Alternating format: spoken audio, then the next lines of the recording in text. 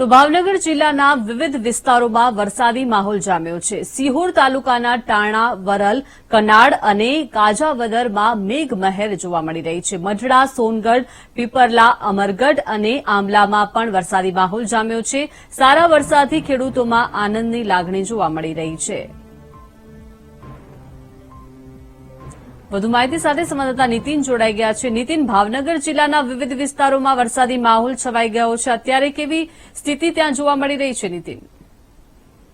એક ચોક્કસ ભાવનગર શહેર અને જિલ્લામાં આજ વહેલી સવારથી વરસાદી વાતાવરણ જોવા મળ્યું છે।